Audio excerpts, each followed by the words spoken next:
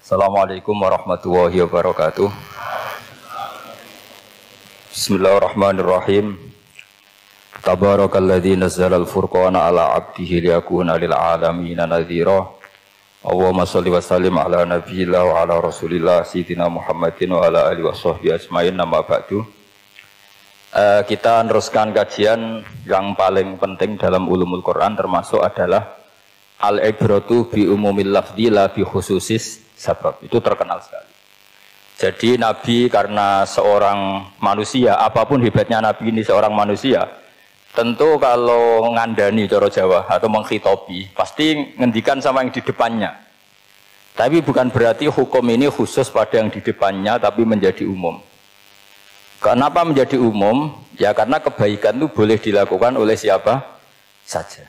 Misalnya Rasulullah ngendikan sama Mu'ad, ya Mu'ad inni uhibbuka fala tada'anna dubura kulli sholatin wa fi riwayatin faqul fi duburi kulli sholatin Allahumma a'inni ala zikrika wa syukrika wa husni ibadatik. Itu jelas kalimatnya Nabi, ya Mu'ad saya mencintai kamu, maka jangan pernah engkau tinggalkan setelah sholat kamu membaca Allahumma a'inni ala zikrika wa syukrika wa husni ibadatik.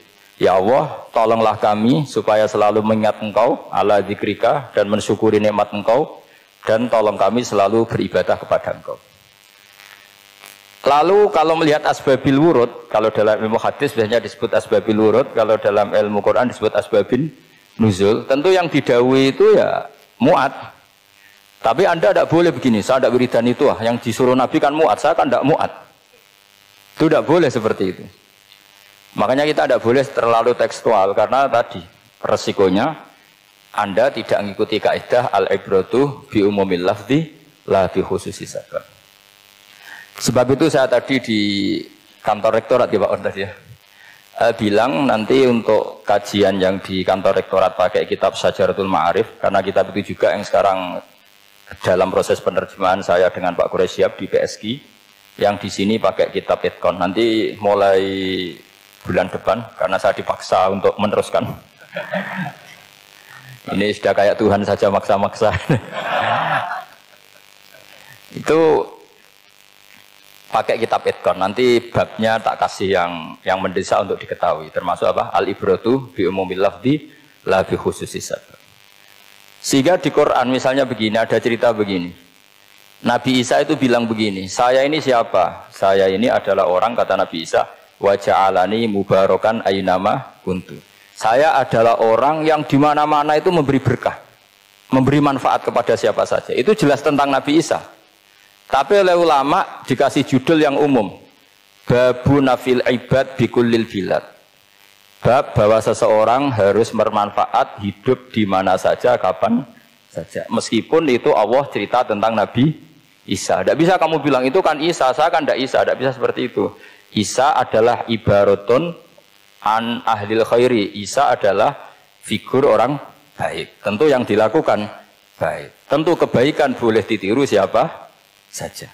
Jadi sehingga nanti pada akhirnya nama-nama yang disebut Allah di Quran itu kalau nama orang baik tentu kita boleh ikut.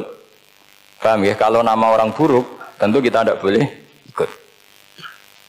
Ya gitu aturannya. Sehingga tadi ada al-ibratu bi umumil lafzi la bi khususi sabab. Jadi yang jadi pegangan adalah standar kalimat umum dengan pemaknaan yang ditentukan ulama. La bi khususi sabab, tidak terkait sebab itu. Misalnya yang paling masyhur tentu dalam hadis Madinah itu kira-kira kan utaranya Mekah ya Pak. Kira-kira ya, utaranya Mekah apa selatannya? Utaranya kayak utaranya. Dulu penduduk Madinah itu kalau bikin kloset itu, pokoknya kalau qada'ul hajat itu menghadap ke utara atau selatan. Terus kata Rasulullah, kalau kamu sedang qada'il hajat, sedang buang kotoran tuh jangan menghadap Ka'bah, juga jangan membelakangi Ka'bah. Itu Nabi redaksinya unik. Walakin syarriku aw gharibu. Tetapi kamu menghadap barat atau menghadap timur. Itu semua riwayat walakin syarriku aw gharibu, tapi kamu menghadap barat atau timur.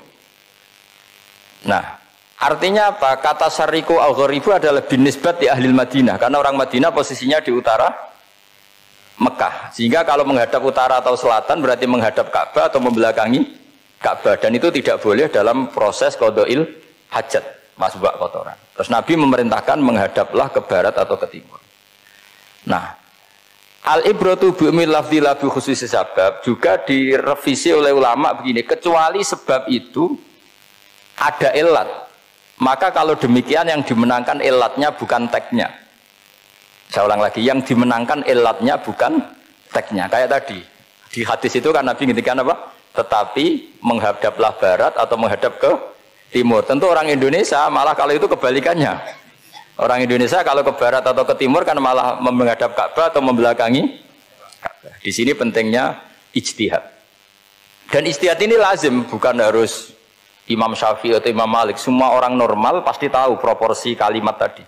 Karena ada aturan al-hukmu yaduru ma'ilatihi wujudan wa adaman. Begitu seterusnya. Ini penting saya utarakan. Sehingga ketika Rasulullah sedekah dengan dinar dikasihkan fakir miskin atau dirham dikasihkan fakir miskin, pikirannya ulama adalah sedekah dengan mata uang yang berlaku saat itu, tidak selalu ditetapkan dinar atau dirham. Begitu juga ketika Rasulullah dulu zakat fitrah pakai susu kering atau pakai kurma atau pakai gandum, ulama semua bilang yang penting kuti ahlil balad, yang penting makanan pokok di negara itu. Dalam konteks Indonesia tentu apa? Beras. Ini penting saya utarakan karena tanpa mengkaji ulumul Quran seperti ini, dan kita insya Allah bulan depan saya langsung bawa kitab Itqan. Di situ ada beberapa contoh. Harus seperti itu. Karena kalau tidak terikat sebab, itu nanti takutnya ayat umum menjadi liar. Misalnya begini, pernah ada aliran sesat dulu. Kebetulan di Jogja itu saya lihat di TV. Entah salah kiainya, entah salah dosennya, entah salah siapa. Atau salah orangnya agak stres, tidak tahu saya. Semoga salah orangnya itu sholat menghadap empat arah. Alasannya Allah nggak ada di mana-mana, ya sudah di barat.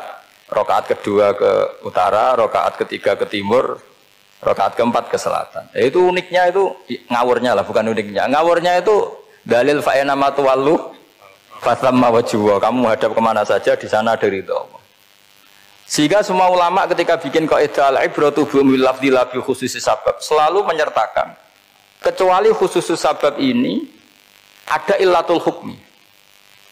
Maka itu enggak jadi. Kayak ayat tadi, kalau kamu pakai umumnya lafaz itu kan boleh sholat menghadap mana saja.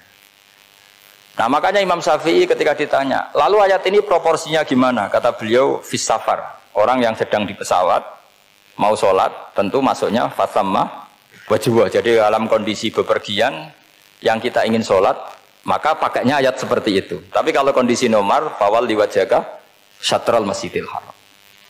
Jadi makanya ini penting ngaji ulumul Quran. Kita tidak bisa hanya megang terjemah atau megang apa, kemudian kita fatwa atas nama Quran dan hadis. Sehingga dulu syaratnya memang ketat, harus hafal Quran, hafal hadis, menguasai usul fikih, menguasai macam-macam. Karena tanpa itu memang tidak bisa. Sampai Ibnu Abbas ngendikan, kamu jangan pernah fatwa pakai Quran. Fa inna lahu wujuhan katsirah, karena Quran punya sisi yang banyak. Walakin hajuhum bisunnah. Kalau kamu adu hujjah, pakailah sunnah Rasulullah SAW, karena di situ penjelasan Quran. Misalnya tadi Rasulullah ketika kondisi normal pasti sholat menghadap Ka'bah. Jadi kalau bepergian nanti unta, kata riwayat-riwayat, ainama tawajjahat bihi rakhilatuh, kemana saja posisi unta menghadap. Ada ulama yang berpendapat itu khusus sholat sunat.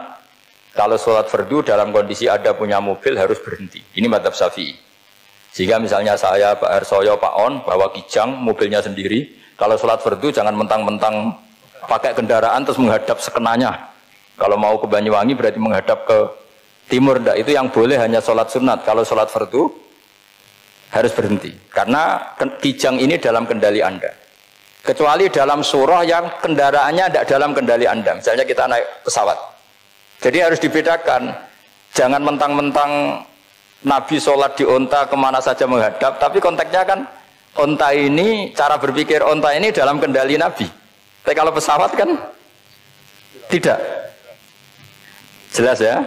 Jadi makanya ini pentingnya proporsional. Jadi kalau kita naik kijang misalnya mau ke Banyuwangi, kalau waktu duhur ingin sholat ya harus berhenti. Karena yang aina matawat jahat bihi rakhilatuh, kemana saja kendaraan membawa kita itu dalam konteks sholat apa? Sunnah. Jadi ini pentingnya ulama. Ini yang dikatakan al ulama warasatul anbiya. Karena sanad ini musalsal terurut sampai Rasulullah Shallallahu Alaihi Wasallam. Terus ada lagi ayat umum yang akhirnya jadi judul umum. Misalnya begini. Kita tahu cerita Nabi Khidir, di antara ceritanya ada satu kampung itu pelit. Makanya orang pelit itu wajib didendami. Karena Nabi pun itu baik-baiknya orang. Kalau sama orang pelit tetap dendam. Karena buruk-buruknya orang itu orang pelit. Tahu kan alamatnya orang pelit? Qoribun minan nar, ya dekat-dekat neraka itu kata-kata. Karena al-bakhil qoribun minan nar, ba'idun minal jannah. Jadi kalau sama tanya alamatnya ya dekat-dekat neraka. Singkat cerita Nabi Musa dan Nabi Khidir itu kecapean sekali masuk satu kampung. Karena saking kecapean, lapar, minta kampung itu menyediakan makanan. Istatama itu mereka minta makan, saking laparnya, saking karena di perjalanan yang melelahkan. Istat ama ahla fa'abau ayyudayifuhuma. Tapi kampung situ kampung pelit. Jika semuanya tidak mau yang ngasih apa? Makan. Tapi pas mau keluar dari kampung, ada tembok, ada kayak prasasti itu, yang mau roboh. Yang mau apa? Roboh. Terus sama Nabi Khidir, tembok yang mau roboh ini ditata. Ditata jadi baik lagi. Nabi Musa kata Nabi Musa, kok kurang pegawaian mau medit, pagri bu urusi. Jadi makanya dendam sama orang meditnya agak sunat. Karena Nabi Musa juga marah sama Nabi Khidir. Orang kayak kampung kayak begitu pelit kok temboknya apa rusak kamu benahin gitu. Terus Nabi Khidir menjawab, wa amal jidaru fakana luhulamaini yatimaini fil madinati wa kana tahtahu kanzul lahuma wa kana abuhuma solihah. Begini loh, tembok ini adalah penyimpan harta. Penyimpan harta untuk anak yatim. Bapaknya dulu itu soleh. Artinya terus dibabkan oleh ulama. Babu ikrami sibyanil mu'minin. Bab kita memuliakan anak-anak orang soleh. Sehingga dalam adat kita menghormati Habib, menghormati Gus, menghormati anak pahlawan, menghormati orang-orang yang dulu berjuang kepada untuk Indonesia. Karena di antara yang dipertimbangkan Nabi Khidir adalah wakana abuhuma solihah. Tentu kita menghormati putra-putri yang dulu mendirikan UII, macam-macam. Ya tentu proporsional, tapi tetap saja dapat poin dulu atas nama putra pahlawan, putra orang-orang soleh. Karena Nabi Khidir ketika mempertimbangkan itu, alasannya wakana abuhuma solihah. Terus faroda rabbuka yablughu ashuddahuma wastakhrijakan zahuma. Tentu Allah ingin kalau tembok ini roboh, kemudian kelihatan khazanahnya atau tabungannya, nanti dipakai orang-orang zalim. Kalau dipakai orang zalim, maka yang berhak tidak mendapatkan. Sama, negara ini itu dimerdekakan oleh para pahlawan supaya dikelola secara kesolehan, supaya dikelola secara orang baik. Maka orang soleh semua harus ikut kompetisi dengan tanda kutip merebut negara. Karena apa? Tapi tentu tidak perlu chaos, tidak perlu anarkis, karena tentu kemerdekaan ini dibela-belain supaya kita jadi baldatun thayyibatu wa rabbun ghafur. Sama, pertimbangannya Nabi Khidir, kalau ini kebongkar tersibak, pasti diambil orang-orang zalim. Dan akhirnya yang yatim tadi tidak dapat. Akhirnya dibabkan lagi di bab tertentu. Bab menjaga harta supaya tidak dikuasai orang zalim. Jadi akhirnya menjadi sekian varian ilmu. Pertama, varian ilmu bab menghormati anak orang soleh. Terus bab supaya harta ini tidak dikuasai orang zalim dan seterusnya dan seterusnya. Nah saya harapkan nanti dengan ulumil Quran kitab Itqan itu nanti aturan-aturan seperti itu tertanam pada Anda. Sehingga sebetulnya ulama fikih yang ngarang kitab sampai satu boto-boto itu sebetulnya ya normal-normal saja. Kalau sampean sudah mengkaji ilmu yang kayak saya kaji itu normal-normal saja. Misalnya begini, saya beri contoh ya. Orang munafik itu disifati Allah gimana? Wa idza qamu ilas sholati qamu kusala. Orang-orang munafik adalah orang ketika mau sholat itu bermalas-malasan. Terus kitab Fathul Mu'in atau Fathul Wahab atau kitab semua kitab fikih bikin judul gini. Saya masih ingat takbirnya. Wa yusannu nasyatun li sholatin. Disunatkan kalau sholat itu ketok gumrigah, ketok semangat. Fa inna Allaha ta'ala dzamma tarikihi, karena Allah mengkritik atau menyalahkan orang yang kalau sholat itu tidak nasyat, tidak gumrigah, tidak semangat. Mergo seperti itu adalah fi'lul munafikin, perilakunya orang munafik. Terus ditulis wa idza qamu ila sholati qamu kusala. Artinya di situ Allah mengkritik orang munafik. Kenapa? Karena kalau sholat males-malesan. Anda ingin bersifat kayak orang munafik apa bersifat kayak Rasulullah? Tentu ingin seperti Rasulullah. Kalau ingin seperti Rasulullah ya wasari'u ila magfiratim mir rabbikum. Kalau ada kebaikan harus cepat-cepat, harus disegerakan. Nah, sehingga nanti babnya ya sudah tidak tentang orang munafik. Babnya begini, babul musara'ah ilal khairat wa tarkil kasli. Bab bergesa-gesa atau bergegas dalam kebaikan dan meninggalkan malas. Jadi tidak lagi tentang sholat, tapi tentang kebaikan apa saja. Jadi kalau kamu punya hutang bisa nyaur jam 7, nyaur jam 9 pasti disalahkan Allah.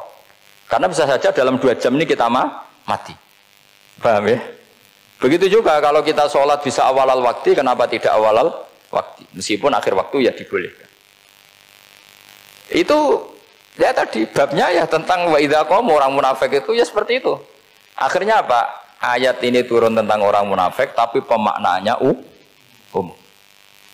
Ini disaksikan apa? Orang-orang tua kita ini ada Pak Ersoya, ada Pak On. Pemahaman ini harus dikawal dan ini tradisi ulama. Saya pastikan di pondok-pondok atau di Al-Azhar di mana saja, itqan itu dipakai disertasi doktor.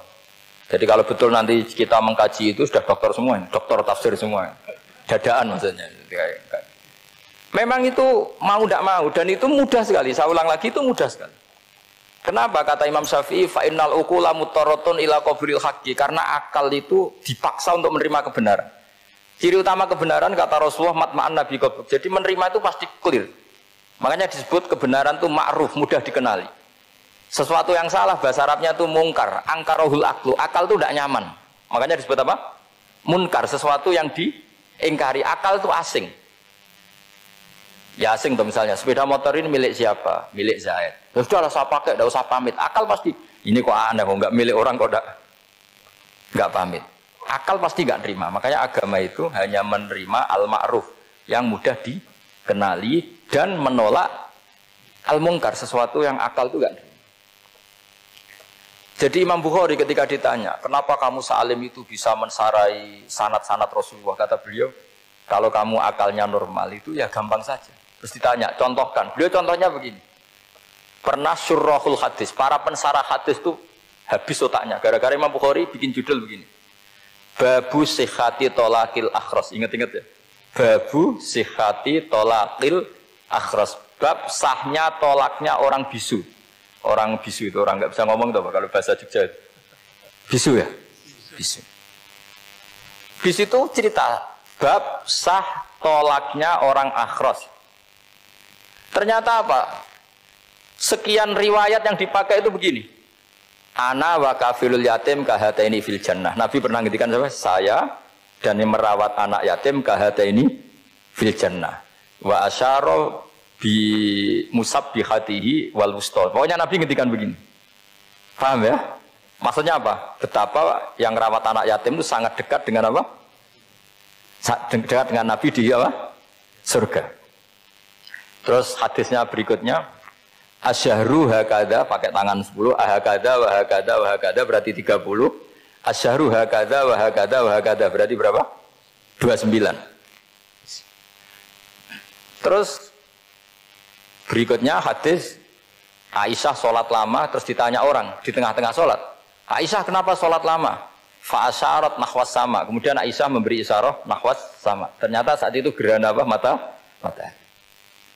Itu surahul hadis bingung semua. Ini cerita tolaknya orang bisusah kok ngelantur kemana-mana ini. Ternyata maksudnya Bukhari begini, maksudnya Imam Bukhari. Penjelasan yang namanya tolak itu kan sihot. Ya sihot, tahu sihot akad lah kalau dalam bahasa Jogja mungkin. Kalau kamu nikah kan angkah tuka wazawazwa terus bilang apa qabil tu nikahha wa taswiyah. Terus kalau kamu menceraikan istri kamu bilang kamu saya ceraikan.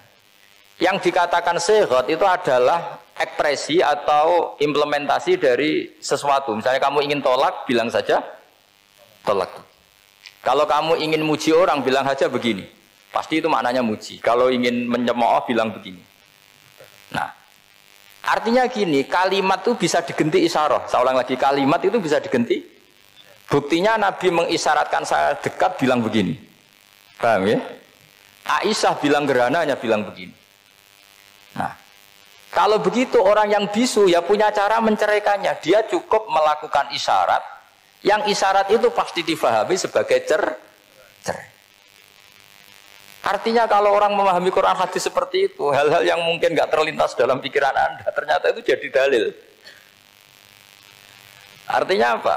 Rasulullah yang bisa ngendikan saja kadang menjelaskan sesuatu pakai isyarah. Nah, dengan demikian terus jadi rumus al-isyarah al-mufhimah bimanzilatin nutki. Isyarah yang memahamkan sama dengan ucapan. Sehingga ini pengganti ijab qabul.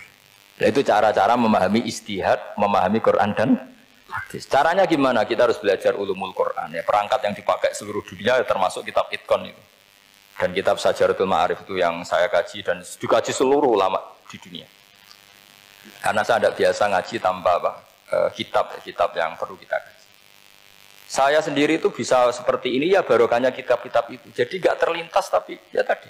Rasulullah yang bisa ngendikan saja sering iktifa, sering ngalap cukup dengan apa? Isyarah. Oh kalau gitu berarti al-isyarah bimanzilatin nutqi. Isyarah itu sama dengan ijab dan qabul. Apalagi ini orang akhros, orang bisu yang nggak bisa ngomong. Lalu kalau tolak kayak apa, kalau nikah kayak apa? Ya tapi Imam Bukhari itu uniknya tadi bikin judul babu sihati tolakil akhros, kemudian cerita anak wa kafilul yatim. Nah, itu kalau orang kan nggak sambung, ini sambungnya di mana? Kemana cerita anak yatim? Ternyata kata kuncinya kahata ini seperti ini dan orang paham sangat sangat. Makanya hati-hati dengan isyarah karena kalau itu betul mengganti lafadz, berarti Anda kalau nyuwun sewu melafadzkan tolak terganti isyarah, ya agak masalah. Tapi semoga enggak lah. Istri satu kok dicerai nanti nggak punya istri, nanti malah repot. Tapi ini kan saya cerita ilmu saja. Ya saya cerita apa? Cerita ilmu. Jadi kalau ada orang bilang semua yang ada di dunia itu ada di Quran. Itu caranya ya seperti ini. Jangan kayak orang-orang yang terlalu tekstual. Karena kalau seperti ini pasti semua ada di dunia itu ada di Quran. Karena cara pemahamannya seperti ini. Saya sering ditanya kenapa bumi ada likuifaksi macam-macam. Memang dari Quran bayangannya Quran seperti itu. Amin tuman fis sama ayyaksifa bikumul ardo fa idza hiya tamur. Memang dari awal Allah bikin bumi ini potensinya malah likuifaksi. Potensinya itu melumer. Tamur itu memang maknanya melumer. Dan ketika Allah nyifati bumi wal ardi dzatis sodun maknanya pecah. Dan Allah tidak sekedar mengatakan pecah, dzatis sod sifat dasar bumi itu mudah pecah. Jadi kalau dzat itu sifat dasar. Jadi meskipun Quran tidak meneliti spesifik kayak para ahli gempa, tapi dari awal Allah ngendikan bumi itu dzatis sod wal ardi dzatis sod. Bumi adalah berkarakter pecah. Kenapa berkarakter pecah? Karena dari awal bumi ini lempengan-lempengan. Di Quran ya dijelaskan gitu. Wa fil ardi qita'um mutajawirat. Bumi ya kelihatannya banyak, kelihatan satu, sebetulnya dari qit'ah, dari potongan. Nah, qit'ah itu jamaknya qita'. Terus disebut mutajawirat, saling berdampingan. Kalau dalam bahasa Arab berdampingan itu berarti sel-selnya beda. Kalau bahasa Arab bilang sesuatu yang bercampur namanya mukhalatoh, jadi satu. Kalau yang beda jenis namanya mujawarah. Nah, Al-Quran itu bilang wafil ardi qita'um mutajawirat. Bumi ini karakternya per potongan-potongannya karakternya beda-beda. Sehingga memang potensinya bumi ini hancur. Apalagi dari awal memang dipersiapkan mau dihancurin. Makanya nggak usah takut kiamat. Memang rencana Tuhan mau dihancurin. Makanya sanggup takwa saja. Kalau ingin menghentikan penghancuran ini tidak bisa. Itu sudah dalam rencana Tuhan pasti dihancurin. Makanya kalau orang sufi ditanya, kenapa tidak bangun rumah? Tuhan aja mau rencana ngancurin bumi, kok saya rumah tak tata, nanti juga hancur. Tapi kalau di Islam kota saya ngomong gitu kan dia kata, wah ini orang nggak jelas ini. Gitu. Padahal yang kedonyan itu yang nggak jelas sebetulnya. Tapi ini saya cerita, jadi supaya UII ya, yang didirikan ulama-ulama. Saya masih ingat ketika Profesor Zaini cerita, Pak Zaini saya ini kan kiai, saya tidak punya gelar apa kok. Jangan minta bantuan ini. Katanya Pak Zaini dulu UI ya didirikan banyak kiai dan sebagian pendirinya juga gak punya gelar katanya. Gitu. Tapi mendingan gak punya gelar manfaat daripada punya gelar gak manfaat. Malah problem. Tapi ya gak masalah. Sudah ada manfaat gak punya gelar malah repot lagi. Sudah cara berpikir gitu saja. Sudah. Pokoknya sementing semuanya baik apa saja. Jadi nanti setelah sampean mengkaji ulumul Quran ya tadi seperti yang dikatakan Imam Syafi'i itu gampang sekali. Kenapa gampang? Karena fa'innal uqula muttarratun ila qabulil haq. Akal ini pasti dipaksa untuk menerima kebenaran. Kayak saya berkali-kali ditanya sama seorang kiai, kenapa sih Gus masalah la ilaha illallah kok sampai Nabi ngendikan wa in zana wa in saraka. Siapapun yang melafadzkan la ilaha illallah Muhammadur Rasulullah, itu suatu saat pasti masuk surga. Meskipun dia pernah zina, pernah maling. Itu jelas teks hadis di Bukhari, di Muslim, wa in zana wa in saraka, meskipun zina. Dan ini bukan berarti Nabi melegalkan perzinahan, enggak, ma'adzallah, enggak akan terjadi. Nabi melegalkan perzinahan. Tapi Nabi ingin ngendikan begini, absolutisme kebenaran itu tidak terganggu oleh kesolehan dan kefasikan. Karena kebenaran absolut siapapun akan ngomong seperti itu. Saya berkali-kali nyontohkan, Rektor Al-Azhar akan bilang 1 tambah 1, 2. Klonte ya bilang 2, koruptor ya bilang 2, KPK ya bilang 2, 01 ya bilang 2, 02 ya bilang 2. Karena absolutisme kebenaran. Dan Nabi itu ingin mengatakan bahwa Allah Tuhan ini kebenaran sejati. Sehingga siapapun yang melafadzkan sah. Sehingga orang yang kafir 70 tahun sekali melafadzkan syahadat sah. Tidak usah begini. Pak kafir, soleh dulu ya beberapa tahun gitu. Baru Anda sah melafadzkan kalimat la ilaha. Tidak ada seperti itu. Semua ulama ijma, orang kafir 70 tahun melafadzkan la ilaha illallah sekali, langsung menjadi muslim. Kenapa sah? Kebenaran absolut tidak bersyarat kesolehan maupun kefasikan. Ya kayak tadi, orang bilang 1 tambah 1 harus profesor apa anak TK boleh? Jangan mentang-mentang profesor, doktor, rektor, UGM, atau UI. Tadi anak kecil bilang berapa 1 tambah 1? 2. Sudah, aku tak bilang 4. Tidak bisa. Kebenaran absolut itu orang akan sepakat.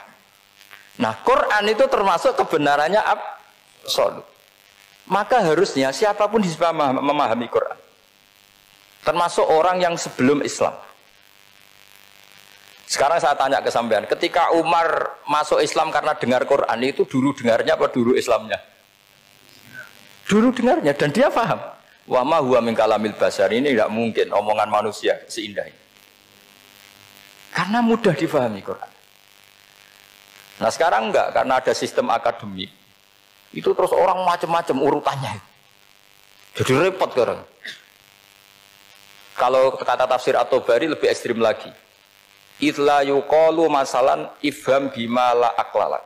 Jadi orang-orang kafir ini kan, orang-orang kafir Mekah ini kan, Rasulullah jadi nabi ini kan semua orang masih kafir. Enggak ada mahasiswa UI, enggak ada orang NU, enggak ada orang Muhammadiyah. Semuanya orang kafir, semuanya masih kafir.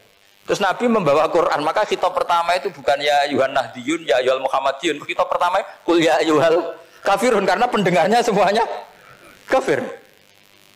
Dan itu mereka paham. Tapi nanti soal hidayat nomor 2, tapi mereka itu yang jelas paham. Sehingga banyak orang kafir yang menjadi muslim karena mendengar Al-Quran. Jadi ini penting diketahui karena kebenaran itu milik siapa saja dan akan mudah difahami. Kayak tadi, kalau 1 tambah 1, 2 itu rektor ya bilang 2, anak TK ya bilang 2, musuh kamu ya bilang 2, kamu atas nama sentimen dengan musuh pun tetap bilang. Nah di sini kadang Nabi ngendikan mangqala la ilaha illallah dakhalal jannah wa in zana wa in saraka. Proporsinya seperti itu, bukan berarti Nabi melegalkan zina, bahwa kalimat ini kalimat yang kebenarannya absolut sehingga siapapun sah mengatakan itu, meyakini itu meskipun punya masa lalu seperti itu.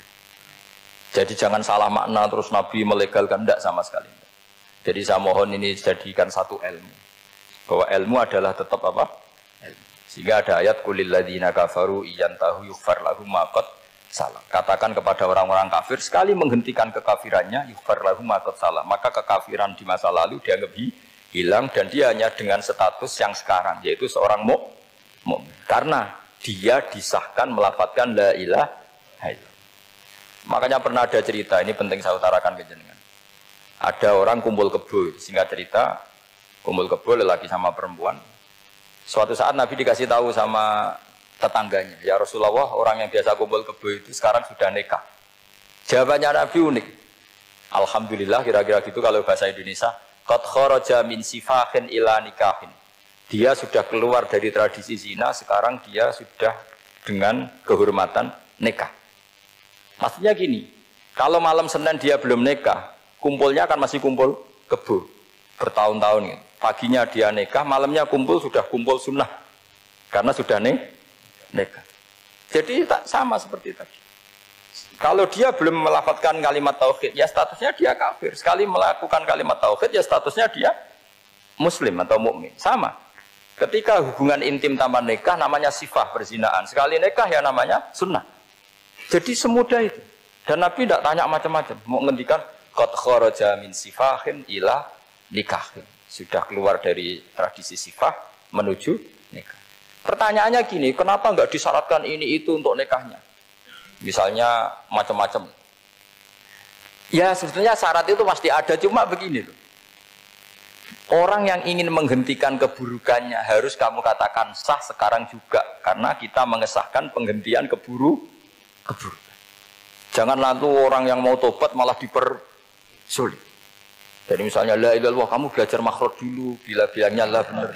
Belajar bahasa Arab dulu. Ya kacau. Apalagi saya persiapkan seremonialnya dulu, nanti di masjid di syuting supaya satu Indonesia tahu yang Islamkan saya itu kiainya yang engkek, malah repot lagi.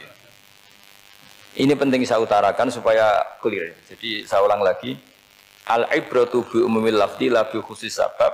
Allah ya enggak apa-apa cerita Nabi Musa, cerita Nabi Isa, cerita misalnya begini, bolehkah orang soleh itu jadi raja? Jawabannya harus bilang boleh. Karena Allah pernah menfigurkan tokoh soleh yang bernama Sulaiman dan Daud. Dan beliau adalah raja. Ketika Imam Syafi'i ditanya, bolehkah orang Islam tidak kawin? Ya asal dia ada zina ya boleh. Karena Allah menyebut hamba yang soleh. Dan sebagian mereka tidak nikah. Yaitu Nabi Yahya dan Nabi Isa. Yaitu wasayyida wa hasura wa nabiyya minas sholihin. Jadi cara berpikir Imam Syafi'i gampang. Bagaimana hukumnya orang Islam yang enggak nikah padahal dia tapi asal gak zina loh ya. Ya jawabannya ya boleh. Karena Allah mensifati Nabi Yahya dan Isa dengan status hasur, tidak apa? Nikah. Bolehkah seorang soleh jadi raja? Ya boleh. Daud dan Sulaiman itu seorang soleh dan jadi raja. Bolehkah orang soleh itu fakir? Wah sudah banyak, gak usah dibolehkan sudah banyak. Kan? Jadi gampang sekali Quran di depan ahlinya itu.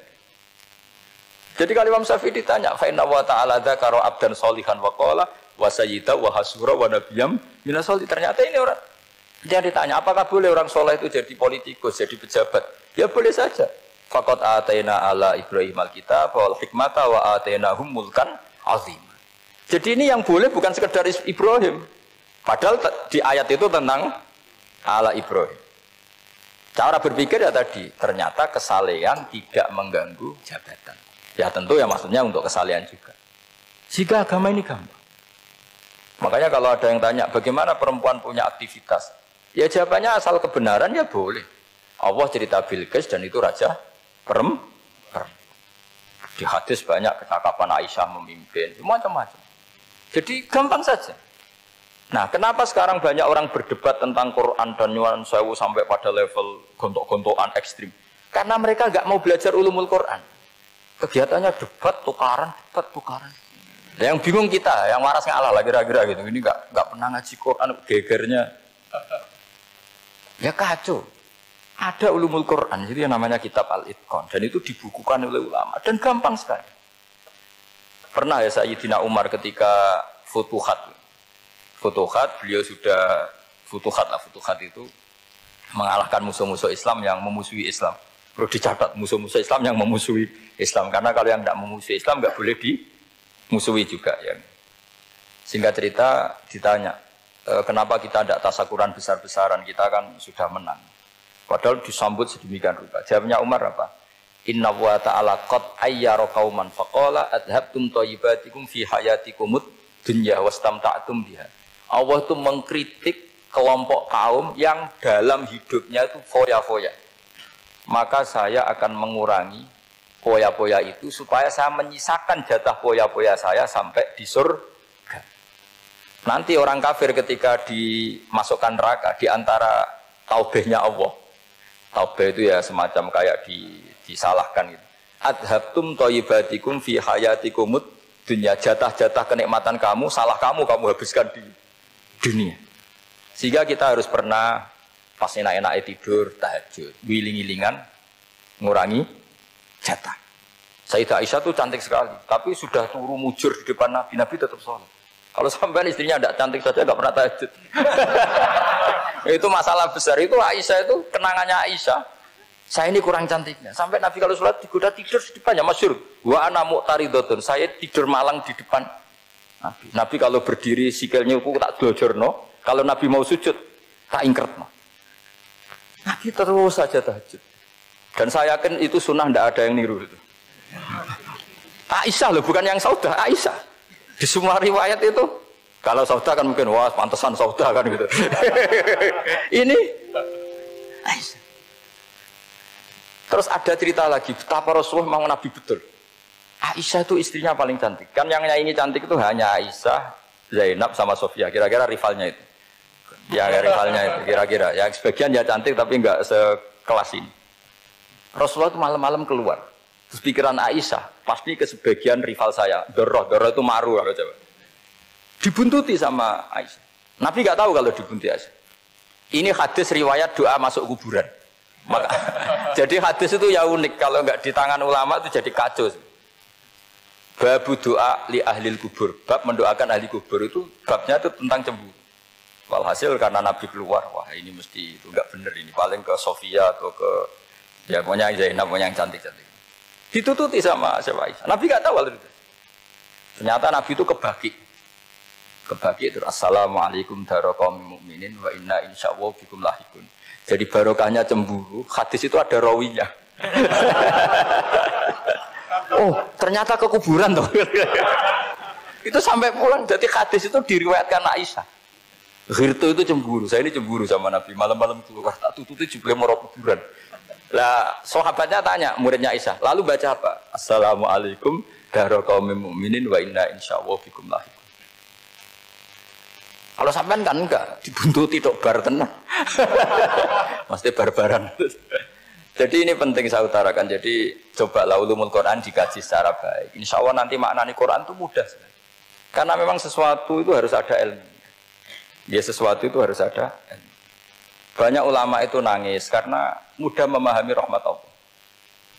Abu Yazid Al-Bustami itu jadi wali bukan karena banyak wiridannya, enggak. Dia setiap makan itu memuji begini, ya Allah, engkau itu tidak butuh saya, tapi kenapa ngasih makan saya?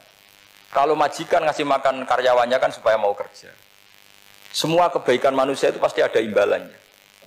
Tapi engkau itu tidak butuh apa, kenapa ngasih nikmat kepada manusia padahal engkau tidak butuh? Itu kan aneh betul. Kalau apapun ikhlasnya orang, kalau ngasih itu kan ada maunya. Meskipun sudah bilang ikhlas. Oh sudah, tapi kalau Allah itu tidak butuh. Misalnya ada orang nyumbang masjid ikhlas, tetap di hatinya, benak Jumatan Par, Quran yang dinti, tetap ada kepentingannya. Tapi kalau Allah, sehingga cara mensifati Allah itu luar biasa. Makanya orang jadi wali itu diantara kata Rasulullah, Inna woha la yardu anil abdi idha akalal aklah fayahmaduhu alaiha au yashrubah syarbah fayahmaduhu alaiha. Allah itu sangat ridho. Orang jadi wali itu kan diridani Allah. Allah itu sangat ridho kalau seseorang makan kemudian dia muji Allah. Coba apa hebatnya Donald Trump kalau gak makan ya lemes mati. Apa hebatnya presiden seluruh dunia kalau gak makan ya lemes mati. Orang yang katanya paling top di dunia itu gak makan kangkung nyatanya ya lemes. Hebatnya di mana? Yang kita puji-puji hebat, ternyata kalau nggak makan itu lemes. Pak Rektor nggak makan lemes, apalagi Pak Onwel nggak makan lemes. Hebatnya apa coba? Nah, terus kelihatan wa khuliqal insanu dhaifa. Makanya ketika Allah mengingatkan orang yang menyembah Isa, Allah hanya menghentikan gini, kana yakulani to'am. Isa dan ibunya itu makan. Maksudnya kalau nggak makan itu ya lemes. Kamu kebayang nggak punya Tuhan terus, Pak Tuhan jangan lemes, monggo dariin. Kayak apa malunya kita punya Tuhan kalau nggak makan apa? Lemes. Terus nanti cerita, alhamdulillah tadi Tuhan mampir sini. Tadi lemes lah tak kasih makan, bergas lagi. Makanya Allah ngeritiknya mesti sederhana. Karena ya kula anitoa. Kok kamu Tuhan kan gimana? Ini kalau nggak makan itu. Tapi kita sering keliru mengatakan Presiden Amerika itu super power hebat. Hebatnya di mana seorang manusia? Kalau nggak makan ya. Ini makanya Allah ngendikan wa khuliqal insanu dhaif. Sehingga banyak para wali itu dekat Allah ketika makan. Bukan apa, karena tadi makannya itu tidak kayak sampai anak makan banyak lahap segala-galanya udah gitu. Itu tidak setiap makan ya Allah betapa lemahnya saya. Yang katanya rektor, yang katanya profesor, katanya orang alim kiai, katanya pengurus NU, pengurus Muhammadiyah, ternyata kalau tidak makan lemes. kerennya di mana sehingga terus tawadu, terus macam-macam. Jadi ini penting. Jadi Allah mengingatkan manusia itu dengan makan. Makanya Nabi Rasulullah ngendikan Allah itu sangat ridho seseorang yang setiap makan muji Allah. Tapi sekarang orang makan tuh banyak yang enggak menjiwai. Karena ada aturannya sebetulnya, ngunyahnya sampai sekian kali. Ya, tapi sekarang kan sudah ada seperti itu. Makanya sekarang wali sudah enggak banyak. Pendaftarnya juga sudah ada banyak. Apalagi orang-orang intelek itu sudah agak tertarik daftar wali. Memangnya kalau sudah jadi wali dapat uang, malah repot lagi kalau seperti itu. Tapi ini saya cerita orisinilnya ilmu Quran. Ketika Allah mengkritik Isa itu hanya ketika dituhankan maksudnya. Itu hanya dengan kalimat kana yakulan itu Isa dan ibunya sama-sama makan. Dan ketika Allah memuja Rasulullah SAW dan para nabi, itu pujaannya itu aneh. Wa ma arsalna qablaka minal mursalin illa innahum la yakuluna ta'ama wa yamshuna bil aswaq. Saya tidak pernah menugaskan para rasul kecuali mereka itu ya makan dan jalan-jalan di pasar. Saya sampai sekarang hampir tiap minggu itu jalan-jalan ke pasar sama anak saya. Meskipun saya di Rembang itu kayak gede itu, tetap biasa saya jalan-jalan ke pasar. Karena apa? Kata Rasulullah Muhammad, Isa itu sampai dituhankan itu gara-gara jarang makan. Terus orang memitoskan macam-macam. Rasulullah itu kalau makan itu di depan umum, sering di luar rumah. Supaya kelihatan kalau beliau itu manusia. Jadi makannya Nabi adalah nafyun li uluhiyati. Perlu dicatat Nabi Muhammad jadi Nabi setelah dengan tanda kutip tragedi Isa dituhankan. Karena Rasulullah jadi Nabi setelah tragedi Isa dituhankan, maka sisi manusianya itu diperlihatkan. Sampai kalau makan tuh di depan umum. Tapi nggak marung di KFC, tidak ada dari wajah itu. Di depan umum. Nah, karena kepentingannya itu sehingga makannya Nabi ini ibadah yang luar biasa karena menunjukkan sisi kemanusiaan yang akan aman, tidak akan dituhankan. Paham ya? Sama seperti kita misalnya kiai atau pejabat, makan saja gak apa-apa. Tunjukkan kalau kita manusia, kalau gak makan lemes. Dan kalau itu terus dalam hati kita, insya Allah kita orang yang mengimani wa khuliqal insanu dha'ifa. Betapa manusia itu lemah. Nah tapi kita sekarang enggak. Kalau kita jadi rektor gak bisa mengendalikan satu kampus, jadi kiai bisa mengendalikan umat. Pikirannya itu kayak Fir'aun. Dan di antara kesalahan Fir'aun adalah faqala ana rabbukumul a'la, bahwa saya bisa mengendalikan kalian semua. Maka dalam ilmu tasawuf yang pertama harus dihilangkan adalah sifat anania, bahwa karena saya. Tapi kalau orang mau jadi wali atau orang dekat Allah, kenapa saya sering menyebut kata wali? Sebenarnya khazanah wali itu ada di Quran, ala inna awliya Allahi la khaufun alaihim wa lahum yahzan. Cuma orang kota senangnya bakas intelektual. Wong desa senani bakas wali. Akhirnya banyak orang yang enggak wali modus pura-pura wali terus nipu orang. Jadi sama-sama ada korban. Yang intelektual juga sama. Seakan-akan lebih intelek dibanding wali ini. Makanya saya supaya bahasa intelektual ya ada di Quran, maksudnya terjemahannya ada, bahasa wali juga apa? Ada. Dan kadang orang jadi wali itu melakukan hal-hal yang kecil. Yaitu merasa doif saat apa? Makan. Merasa doif saat makan. Karena tadi paling mudah menafikan ketuhanan seseorang adalah nyatanya kalau nggak makan lemes. Paling mudah mendoifkan manusia yang katanya presiden superpower pun kalau nggak makan lemes. Apa artinya kehebatan manusia yang sehatnya bergantung nasi satu mangkok? Kerennya di mana coba? Presiden kondang bisa pengaruh seluruh dunia, jajalnya gak mangan sedino, lemes. Berarti hadar rojul lelaki ini bergantung satu mangkok nasi. Hebatnya di mana coba?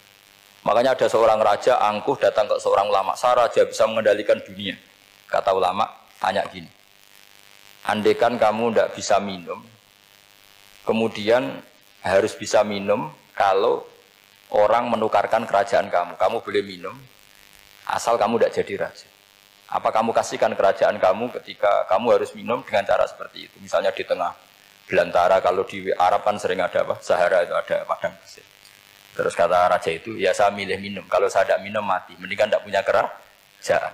La tafrah bimulkin la yusawi apa?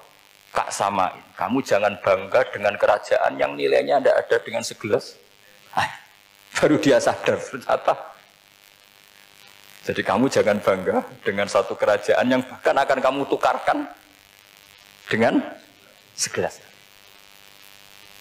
Artinya pertanyaannya gini, kerajaan yang kamu bisa mimpin ini ditompang air apa ditopang keangkuhan Anda? Sebenarnya hanya ditopang air. Karena sekali Anda tidak minum, tidak bisa jadi raja. Terus lemes, diobatno. Sama presiden juga gitu. Kalau nggak makan, nggak minum, terus sakit, stroke, nggak bisa jadi presiden. Artinya ternyata betapa manusia ini bergantung dengan sesuatu yang remeh, yaitu makan, minum, makan, minum. Nah di sini ini, kenapa Quran menyebut para nabi itu apa? Illa innahum la ya'kuluna ta'ama wa yamshuna fil aswaq. Kalau kamu tidak memahami seperti ini kan terus kayak Quran kok ngomong hanya gini kok, kayaknya kelasnya kok like gitu. Cara pandang enggak seperti itu. Paham ya? Wabe ilmu itu iso urip nek dienggo napa tukaran. Jadi ya penting tukaran lho. Lah sampean takono kiai-kiai sing wani Gus Dur iku mergo dekne putu Mbah Khalil. Mergo dekne di sejarah Mbah Hasyim Asy'ari murite Mbah Khalil. Aku ora apal, kula sering jagungan mbek kiai-kiai. Nek lagi seneng Gus Dur ndiri wong NU. Ora ono NU kecuali utang jasa mbek Mbah Hasyim. Wis sing wani tukaran alasane Mbah Hasyim dhewe sing sebagai sumber NU muridé Mbah Khalil. Lah dekne kadang sing wani putune Mbah Khalil. Nah, jare pondok Sido Kiri Mbah Khalil piyambak nate ngaji teng Sido Kiri, berarti tua budi Sido Kiri. Ora ono bare namanya. Tapi itu penting. Artinya itu terungkap setelah tukaran. Lho nggih kula nu ngertos sejarah-sejarah itu sakwise Gus Dur sering ra cocok mbek Kiai Maimun. Niku akhirnya terungkap sejarah.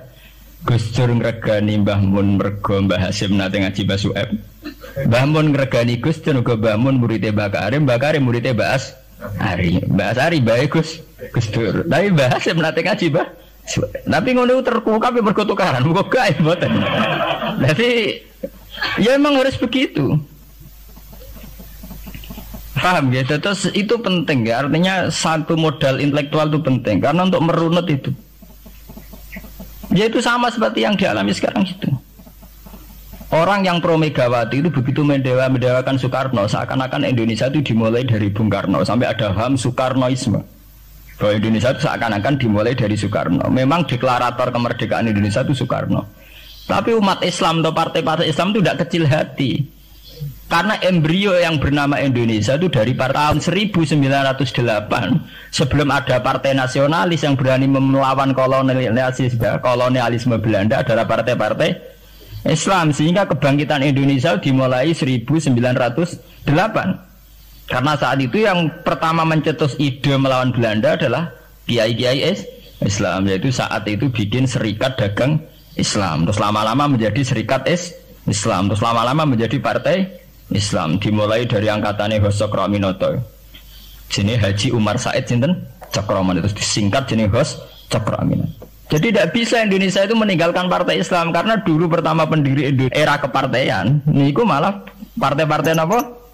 Islam yang lahir di Solo, di Jogja. Bahkan sebelum ada negara yang bernama Indonesia, itu ada negara yang bernama Demak Bintoro, ada Demak Ngayogyakarta apa? Karto. Itu semua negeri apa? Islam. Ya paham, sehingga secara kesejarahan kita tidak kalah sama tuanya Soekarnoisme atau partai PNI. Dan sampean kan kita ini kan kayak dinabubukkan seakan-akan Indonesia itu dimulai dari Soekarno. Sehingga nak wani Pak Karno itu koyok-koyok itu kita anti Indonesia. Ya kita tidak mungkin nggak menghormati Soekarno, beliau sebagai pahlawan besar kita hormati. Ya, tapi ya kebesaran Pak Karno demi bangsa Indonesia jangan kemudian direduksi, disederhanakan hanya melewati partai. Ya itu kan namanya pengkerdilan. Tentu Pak Karno bikin negara ini ya untuk semua bangsa, bukan untuk PDIP saja, bukan untuk partai-partai marhainisme saja, juga bukan untuk partai-partai yang berfaham Soekarnoisme saja. Ya sama, tapi kita juga adil, sebagai kiai juga adil. Hos Cokroaminoto bikin partai Islam ada untuk mengusir Belanda dari bumi Indonesia, yang nantinya juga untuk kepentingan semua bangsa Indonesia, tidak hanya yang Islam saja. Ya kita adil, sama-sama adil. Saat nasionalisme ya tidak mengurangi keagamaan, saat keagamaan tidak mengurangi nasionalisme. Tapi itu tadi kemudian ini dikerdilkan secara politik. Di sawangannya nak wis duwete Pak Hasyim mbek Mega nasionalis religius itu jadi tren. Mangger duet senengane pasangan nasionalis sampai religius. Apa nak nasionalis terus wajib sholat? Apa nak religius terus gak wajib nasional? Sebetulnya itu kan apa kena orang Indonesia itu wajib sholat hanya karena atas nama nasionalisme. Apa nak wis kiai terus wajib bayar pajak. Itu kan pengkerdilan, proses pembohongan ya. Pembohongan secara publik. Kowe dibodhokno, sedurunge bodoh kan. Itu kan repot. Namanya sedurunge bodoh dibodhokno nggih napa? Nurut. Makanya kalau seneng ya, kayak kemarin Hari Kebangkitan Nasional itu seneng kalau diungkap terus di TV bahwa kebangkitan Indonesia dimulai dari 1908. Pentingnya bahwa orang-orang yang sok Soekarnoisme biar tidak mereduksi Pak Karno hanya milik mereka sendiri, karena bangsa ini berdiri semenjak 1908. Dimulai dari gerakan Budi Utomo sampai Hosokro Aminoto sampai macam-macam, ya, serikat-serikat Islam.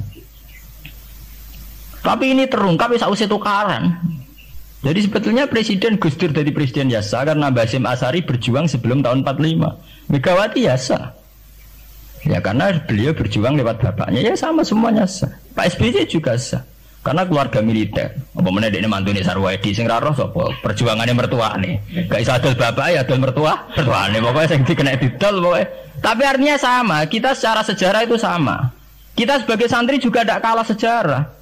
Karena berdirinya nasional dan lewat para kiai itu takokno sejarawan manapun kayak profesor siapa di UI, siapa saja profesor sejarah bilang bahwa awal kebangkitan Indonesia itu dari partai-partai Islam. Bahkan versi orang nasionalis sekalipun itu bilang karena Islam adalah satu agama yang paling sensitif terhadap penjajahan. Karena Islam melahirkan satu faham jihad. Bahwa ketika ada kolonial Belanda, wong Islam terinspirasi harus jihad. Sehingga lahir partai-partai Islam. Dulu yang dilawan itu perdagangan. Ini kalau cerita sejarah, santri-santri sadar. Jadi santri salaf dengan model sekarang sing ra roh duit, ra roh dagang itu sebetulnya mengkhianati pendiri santri. Lha boten niku lho fair. Sing gak seneng dagang, gak seneng mergawe itu mengkhianati pendiri pesantren. Sama lihat sejarah, tahun 1908 itu namanya tidak SI, tidak Serikat Islam, tapi Serikat Dagang Islam. Karena para kiai adalah melawan dominasi Cina di Surakarta dan dominasi Belanda menguasai sentra-sentra perdagangan. Sehingga yang dilawan pertama adalah piye supaya kolonial gak menguasai aset-aset ekonomi. Sama takokno sejarah cek versi kiai, cek versi buku, asal gak versi klenek. Itu pertama yang dilawan para ulama adalah penguasaan aset ekonomi oleh Cina dan Belanda, sehingga mereka bikin Serikat Dagang Islam. Tapi saat ini mboten, santri paling ikhlas nak dunia wae Cina wae wong kafir. Dekne istimewa jaluk mbek Arab-Arab salam tempel itu kan. Itu kapan ada ajaran itu napa? Kapan? Kita diundang bupati wis seneng ke bupati kelar salam tempel, sementara sing juga bupati ini kere-kere diutaratur, dikajekno wis seneng dan sebagainya. Itu tidak benar, tradisi itu tidak benar. Pertama dalam sejarah yang kita lawan justru penguasaan aset-aset ekonomi. Sebab itu dulu berdirinya Partai Islam dimulai dari Serikat Dagang Islam. Paham ya? Nah terus kemudian ada tradisi begini ya salah kaprah. Sebab itu nggih kula balik malih teng sejarah. Lah Nabi Muhammad ketika ngalami polemik intelektual, akhirnya beliau merunut sejarah lagi. Tapi balik dirunut teng ngenteni napa? Tukaran. Yaiku ketika Nabi Muhammad adu argumen mbek wong Yahudi, agama mbek aku orisinil di. Jare Nabi Muhammad ya orisinil Muhammad, jare wong Yahudi orisinil wong Yahudi. Nah sebab itu kalau andekan sampean tuh pakar sejarah, ketika Quran ngendikan anit tabi millata Ibrahim apa? Hanifah, bahwa Nabi Muhammad kon anut Nabi Ibrahim itu bukan sekedar keteladanan dan fisik ku mboten, ya adu ilmu tuwa niku. Adu tuwa. Asite adu ilmu tuwa andalane wong Yahudi Nabi Musa. Andalane Nabi Muhammad Nabi Ibrahim. Padahal Nabi Musa dibanding Ibrahim angkatan putu. Mulane dari Quran ha antum haula'i hajatum fi ma lakum bihi ilmun falimatu hajuna fi ma laysa lakum ilm wa wa ya'lamu wa antum la ta'lamun. Maka na Ibrahim Yahudiyya wala Nasraniyya walakin kana hanifam muslimah. Adu ilmu tuwa. Kowe duwe agama Yahudi rak pendirine Musa. Kowe di agama Nasrani pendirine rak Isa. Lah anakku Islam pendirine Ibrahim rak tuwa napa? Itu satu ilmu tua. Nah si Quran harus kaku hati. Wama unzilatit Taurat wal Injilu illa mim ba'di. Lo Taurat Injil ono rak sakwise periode Ibrahim. Iku ngejenenge adu ilmu napa? Tua. Nah mulane saiki dhisik Mbah Hasyim apa dhisik Mbah Khalil? Apa dhisik Mbah Sidogiri? Apa dhisik lah nek adu Mbah gak barbar. Tapi ngono iku terukape sakwise tukaran. Itu kali tukaran sakniki. Zeni Wahid rak ponaan. Nak Muhammad nak dibela Lili Wahid malah bulike. Lah ora ono bare. Lah jare Gus Dur aku kakake. Ngenteni runut ngenteni tukaran. Itu tren teng putih-putih. Lho santri sarang ngerti sejarah Mbah Hasyim gak ada hubungan mbek Mbah Suhaib yo jek tukaran. Riyen-riyene mboten ngerti jek rodok tukaran. Akhirnya ya karena yai sering pidato bahwa Mbah Suhaib Mbah Ahmad dengan Mbah Hasyim akrab, Gus Dur juga ngakui kalau Mbah Hasyim nanti ngaji Mbah Suhaib itu baru tahu. Makanya ora tahu cocok tapi tidak saling hujat karena sama-sama utang nopo jasa. Ke Mbah Mun di guru Mbah Karim di guru Mbah Hasyim Asari. Lah Mbah Hasyim sendiri nanti ngaji Mbah Suhaib ya begitu. Nah, kayak kula ini dari kiai menangan, masa kula saking mbok-mbok kula bodoh. Ya itu tadi guru-guru ngalim. Enggak ya pendak napa? Tukaran. Kan arah tukaran niku wong kan senengane damai. Kayak wong biasane nak ngoten, nak lagi rukun bening bocah apik sayang bojone ya wis. Dan nak lagi tukaran, aku mulo-mulo di mantuku ya gak sendet. Iku nak mek mantu wong biasa. Ya delok pondok-pondok pesantren sing mek mantu wong biasa. Apa itu secara Islam tidak apa-apa, itu baik-baik saja, itu tidak ada masalah. Saya itu paham betul tradisi Quran itu ya begitu, sampai ngungkapno sejarah Ibrahim kiblat yang ngenteni tukar. Ketika Nabi Muhammad dituduh mat agama itu aneh. Bisa es madhep Baitul Maqdis wis bener, mergo traine para nabi pancen madhep Baitul. Saiki madhep Mekah asal usule piye. Terus akhirnya Nabi Muhammad cerita. Nah, Nabi kan diwari Jibril. Dene umillah ana sing marahi, lha enak Nabi ana sing napa mandu.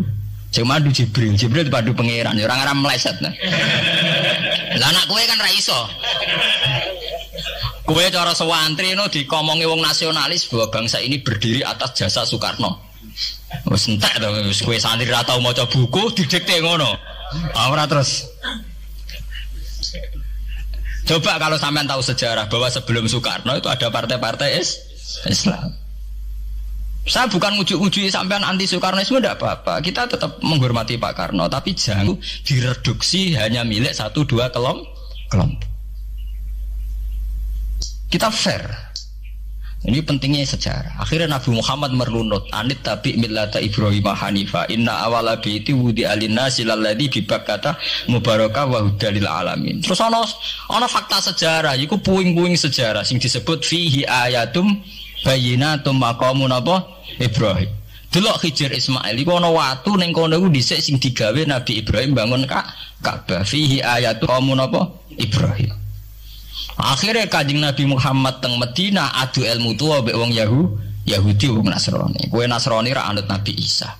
Kowe Yahudi mergo anut Nabi Musa. Lah aku anut Nabi Ibrahim luwih tuwa. Iku sing disebut anit tabi millata Ibrahim Hanifah. Nggih sebab niku Quran teng juz 6 diterangno ha antum haula ihajastum fi ma lakum bi ilmun falimatu hajuna fi ma laysa lakum bi ilm. Mat kowe ku debat ambek wong bintu-bintu iku wis ra ilmiah kabeh. Kowe debat nganggo ilmu, wong Yahudi Nasrani wis gak nganggo wong Yahudi ku piye? Wong darani Nabi Ibrahim kok pengikut Yahudi. Bagaimana mungkin Nabi Ibrahim jadi pengikut Yahudi? Wa ma unzilatit Taurat wal Injilu illa min ba'di. Ibrahim ra angkatan jauh sebelum Musa. Bagaimana mungkin Nabi Adam wong Nabi Adam dhisik Nabi Adam. Paham ya? Bagaimana mungkin Imam Ghazali mbok artani partainya PKB wong dhisik Imam Ghazali. Ora mungkin Nabi Ibrahim pengikut Yahudi atau Nasrani ya wong senior sinten? Nabi Ibrahim ma unzilatit Taurat wal Injilu illa min ba'di. Mana kok kula tiang-tiang alim nak tak kok Gus jenengan kiai kok ora NU. Lek NU ulama tuwa ndi? Tua ulama. Jadi tidak masalah tuh ulama ra NU mungkin. Apa Imam Ghazali riyen NU?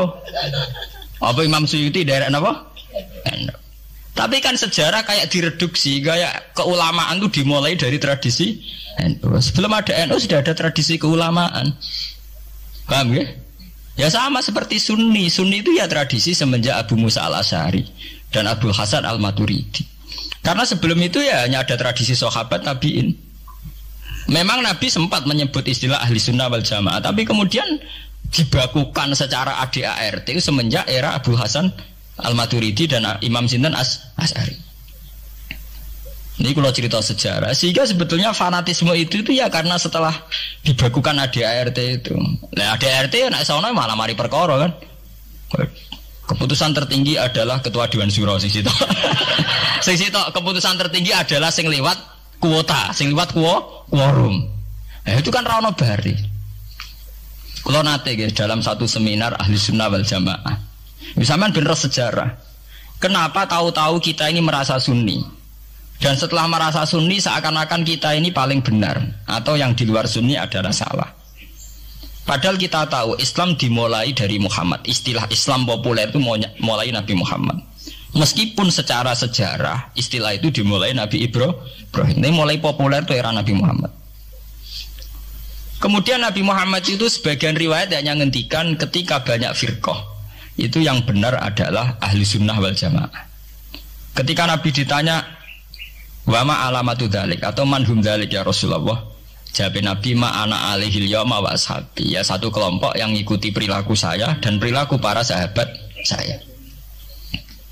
Tapi ya dawuh begini itu kan nggak jelas, artinya nggak jelas itu ya sahabat yang mana? Wong sahabat itu nak era Abu Bakar anute gampang era karuan, wong anane mau Pak Abu Bakar. Era Umar enak anut era karuan, jenenge anane mau Pak Umar tok. Era Utsman jek rada enak. Bareng era Ali sahabat sing ndi? Sayyidina Ali bentrok ambek Muawiyah, ki anut sing ndi? Jare kelompok Ali sahabat sing bener Ali, jare kelompok Muawiyah ki anut sing ndi aja. Ki anut Ali kudu buak Muawiyah, anut Muawiyah kudu buak Ali. Anut P3 kiai ini iku nak PKNU iku kudu buak salah si sitok. Lane nak kiai PKNU pidato wong kudu anut kiai, sampun mbah anut kiai tapi mboten jenengan tepaan kiai kula P3. Anggo sampe 3 yang ngono wong kudu anut kiai pun mbah kula pun anut kiai cuma tepaan kiai kula PKNU. Lah padha era sahabat ki ngoten.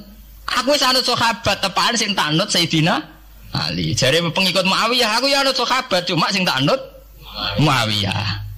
Bar tak dikempun buletan bro. Lah semenjak iku wis bulet-buletan. Lah ning dinggo nangger sejarah iku wis bulet. Wong sok suci itu paling bahaya dalam sejarah.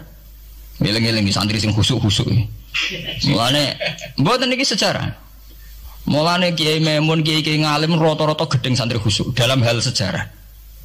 Akhirnya ono kelompok sing sok khusuk yaiku moh tukaran, ya moh partai, moh kelompok-kelompokan. Ngerasa bener dhewe iku disebut kelompok Khawarij. Wong Khawarij itu darani dosa gedhe murtad saking khusuke. Ora ana dosa cilik, kabeh dosa ku gedhe. Mergo dosa ku bentuk pelanggaran terhadap Allah Subhanahu wa taala. Wis entek khusuk wong Khawarij. Ora ana wong khusuk dalam sejarah kaya wong Khawarij. Tapi saking khusuke duwe akibat Ali yo diarani salah, Muawiyah yo diarani salah. Ya kok wong saiki PKB diarani salah, PKNU diarani salah, NU diarani salah, Muhammadiyah diarani salah. Dekne mau klunak-klunuk ning kamar ora tau gawe madrasah, ya ora tau mulang ngaji. Paham nggih? Ya ora tau dadani umat, mau pertuntang-pertuntung.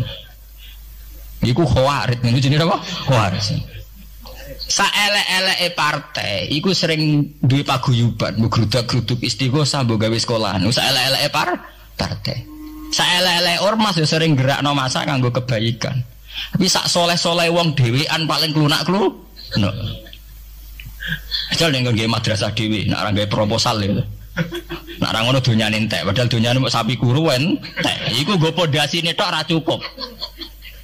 Nggo pondasine tok mboten apa? Cukup. Wis wong soleh paling apik sak donya. Untuk niat gawe masjid lho. Ndadekno pondasine tok apa gretok ora ngarah cukup. Nah, tok sing rapati sholat lewat partai, proposal sana sini masjidnya jadi mewah, boko duit subhat, boko haram, mbok abang, mbok ijo, bos. Akhirnya wong Khawarij gawe satu kelompok sing ngalalno darai Ali, yo ngalalno darai Muawiyah. Akhirnya matek dipateni wong Khawarij. Sampai sekarang. Para teroris, para bom bunuh diri itu rata-rata berangkat dari orang yang sudah anti sama kepartaian, anti sama golongan, merasa suci sendiri, kemudian banyak terjadi bom bunuh diri dan sebagainya. Itu sejarahnya panjang. Memang samu gampang tapi urip ya. Sebab itu semenjak itu sudah ulama-ulama itu tidak senang sama orang yang merasa sok suci sendiri benar. Loh, saya sering ditanya, Gus, sampean itu kan tidak berpartai. Terus kalau organisasi di Indonesia yang sampean ikuti apa? Tak jawab. Asal NU atau Muhammadiyah itu mayoritas. Saya hanya ada di antara dua itu. Asal mayoritas, masih mayoritas. Soal aku tidak pengurus, memang tidak pengurus, tapi saya milih di antara NU atau Muhammadiyah. Asal masih mayoritas. Secara organisasi lah. Bahwa per detail perilaku kita karena kita punya ilmu, ya mungkin kita punya keekhasan sesuai kapasitas masing. Tapi kita harus milih salah satu NU atau Muhammadiyah. Karena ya Nabi sering pesan bahirul muslimin wa man sadda fin nar alaikum bil jamaah fa inna yadawahi ma'al jamaah wa man sadda fin nar. Kamu harus ikut kelompok mayoritas. Kamu enggak boleh hidup sendiri.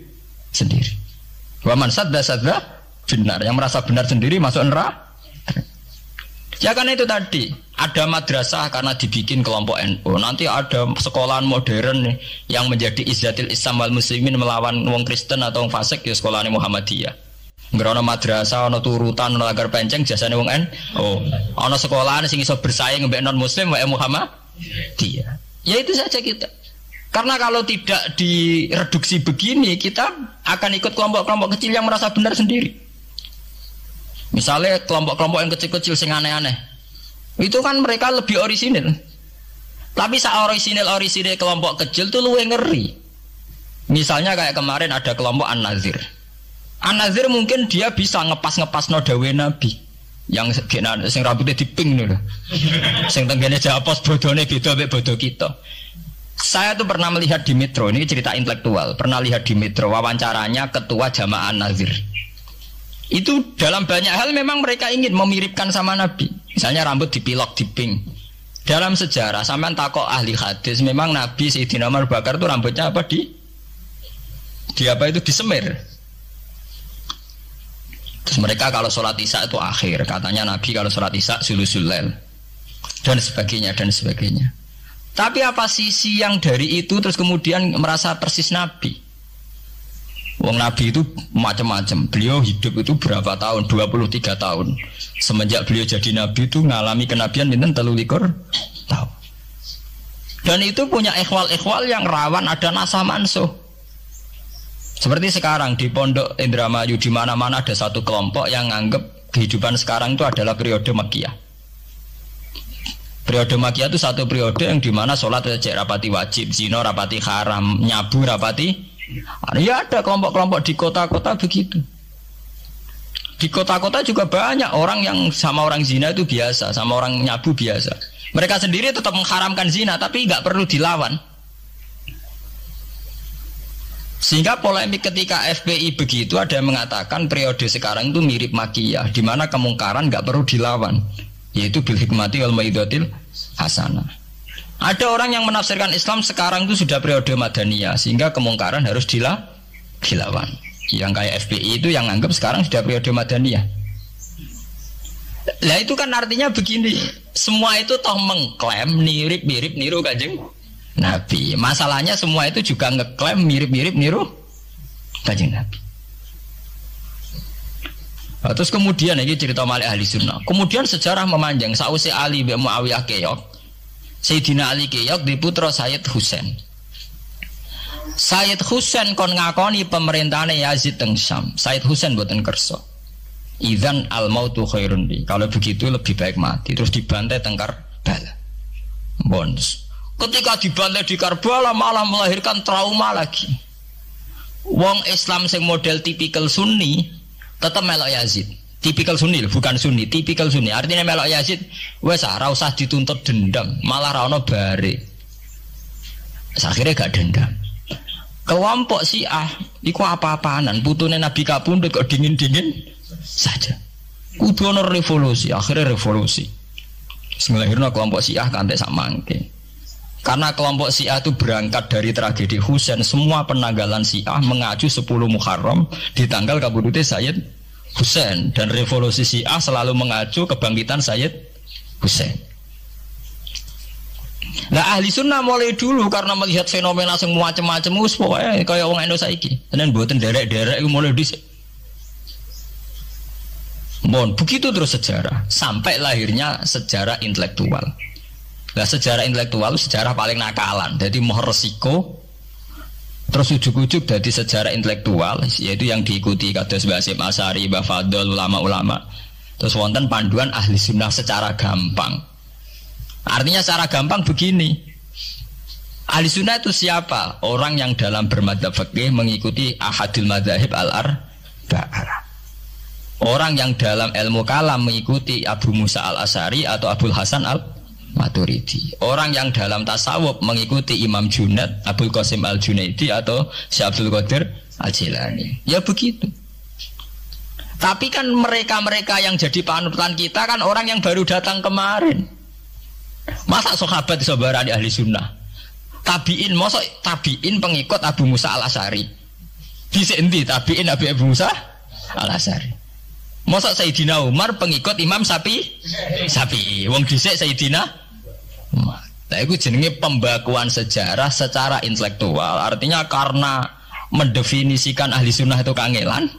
Sebabnya ahli sunnah itu wong sing ciri utamane iku Syafi'i atau Maliki atau Hanafi. Dalam akidah anut Asy'ari atau Matu, ya hanya begitu saja. Ya sesuai secara kultural kalau di Indonesia ditarif ahli sunnah sapa ya NU ya Muhammadiyah. Karena Wahabi itu klaim ahli sunnah, sama jangan salah paham. Wahabi sendiri itu menurut konvensi internasional itu masih ahlus sunnah. Yeah. Dalam seminar-seminar OKI sedunia Wahabi itu masih kategori ahli sunnah. Muhammadiyah termasuk masih kategori ahli sunnah. Tapi kemudian ahli sunnah direduksi lagi. Ahli sunnah iso boy, sing sarungan ketunan kuno ya napa? Ahli sunnah. Repot kan? Akhirnya secara global digawe takrif ahli sunnah iku sapa? Sing ora jelas sikape. Lah anak Syiah sing wani Amerika, takrif itu berkembang terus. Kok kebetulan Syiah diwakili oleh Iran, mulai dhisik ciri utamane Iran wani Amerika. Enggak dong, Iran nate dipresideni sah Iran. Sah Iran itu Pahlavi bonekane Amerika.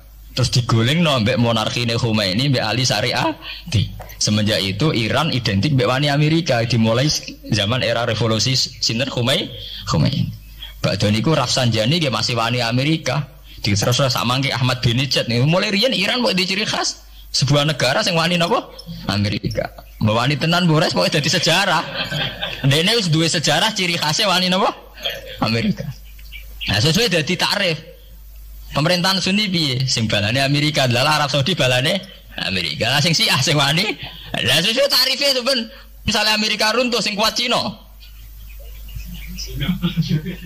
Lah itulah kehidupan intelektual. Kehidupan intelektual itu akan selalu berkembang. Dan kita sebagai ulama, sebagai orang yang ngerti Quran harus membaca itu terus, fenomena itu, fenomena pergeseran-pergeseran itu. Lah sampai anak menangi lah jenenge kiai ra ketunan koyo muruah. Ya menangi ketika ra ketunan dimulai tradisi PBNU sing tukang. Kiai desa mesti anak buahe PBN. Oh, lah genge sing Jakarta ora tau ketunan, kewapok. Lah takano Mbah Sakur, jenenge riyen kiai jejer wedok UF. Suwe-suwe wala-wali zaman ketuane kiai rak PBNU. PBNU ini jejer-jejer Megawati. Sering metuki samu wedok do salah, nyoro sing kiai desa. Dikritik ku atasan. Ora dikritik keyakinane dekne ora pas kiai jejer wong wedok ora lara. Ya itu zaman mesti begitu. Kiai desa ngrasa nak lunga ora ketunan UF, ketuane kiai ning Jakarta ora ana sing ora ana sing ketunan. Cara desa kiai jagoan mbek wong wedok iku ketuane kiai sing di Jakarta ya ora trimo jagongan koalisi. Yaitu kehidupan intelektual. Kita harus lapang dada berani membaca itu. Itu fakta. Kowe ora usah dadi khawarit karena kecewa terus dadi napa? Khawarit. Kecewa Pak Hasyim Asy'ari, kecewa Gus Dur dadi khawarit klunak-klunuk mbek gremang-grem. Ndak bisa.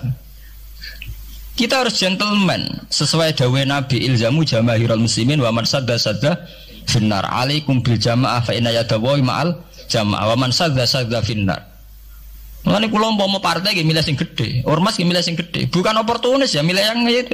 Mergo sing cilik-cilik malah bulet ngono ngaten. Paham nggih? Mungkin yang cilik itu bener tapi bulet. Cara bahasa ini derek mainstream saja, yang umum-umum saja. Mulane kula kiai ya buta lunga ra ketone ra ketune. Umume wong piye nggih? Wae umume wong. Kula niku Gus umume wong sing ringan-ringan saja itu sing umum-umum saja. Gitu tadi ya. Karena sejarah ahli sunnah sendiri itu sejarah yang disederhanakan oleh proses intelektual. Kalau baleni malik ya. Sejarah ahli sunnah piyambak itu sejarah yang disederhanakan oleh proses intelektual. Ini kemudian ada takrif ahli sunnah itu sapa wong sing cara bermadzhab mengikuti ahadul madzhab al-ar.